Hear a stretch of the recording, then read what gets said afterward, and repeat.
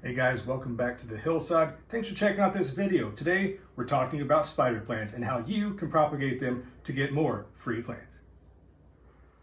All right guys, did you realize in 2021 alone, the houseplant industry in the US was valued at almost $2 billion? Yeah, that's 2 billion with a B. But we're not about spending money right now. We're about saving money and getting free plants. Let me show you how to do it. All right, so I talk about getting free plants.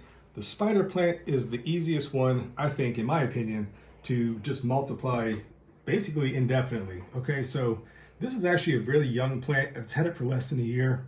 It was only one cutting when I got it, and you see how big it is now. These plants absolutely thrive. Now, if you grow a plant long enough, you're going to notice that it starts to put on little runners like this. So the simplest way to actually propagate this plant would be to get a pair of scissors and just cut somewhere similar like this, okay? So this is one little cutting, and this is gonna grow a new plant. Now, this is an example right here.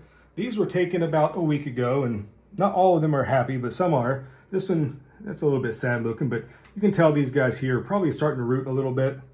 They're doing fantastic. And all you would do is basically take this and just more or less just kind of, with your finger, just kind of make some contact with the soil, and it's gonna take care of itself, okay? So in the wild, these plants, they live in a dry, rocky, kind of outcropped areas. So it's natural for them to basically send these things out till it finds a new little home, and then the plant's going to root itself down, and eventually it's going to wither off the mother plant there and be on its merry little way. So if you want to also propagate plants emulating nature, let me show you how you can do that, which might be easier or it may not be, depending on your space and how much knowledge you have of plant propagation.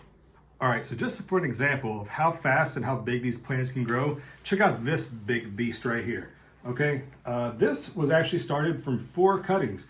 If you look down here closely at the pot, you can see there's 1, 2, there's a third, and the 4th one's kind of buried, but you can see that these plants will continuously multiply. So this is 1 year's growth, and you can tell it's kind of leaning towards one side of the window. I've been trying to rotate it around to get more light. But like I said, if you want to grow spider plants, it is so easy to grow them from cuttings. They grow huge, and they're just awesome house plants. So let me go ahead and show you the other way, the nature's way of propagating spider plants.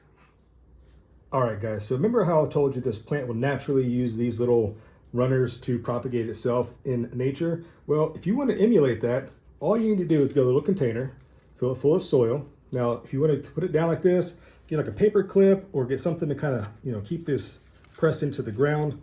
I don't have anything with me right now, but you get the point. Just something to kind of anchor this down, and get a book or something like that and just kind of do this type of thing here. And after about a month, maybe 2 or 3 weeks, you'll notice that this plant is actually putting on new growth, and that you can kind of pull on it, and that it's gonna, not give. So therefore it's gonna be rooted into the plant medium here. And after that, all you do is come through, cut that off, and you have a already rooted plant that's, something like this, or even like this. I actually just cut this off today, actually. I was gonna try to save it for the video and completely forgot and just went ahead and cut it off. So sorry guys, but this little right here, this is where it was growing, and it was connected to the plant right here. So you can imagine this was touching right there this morning.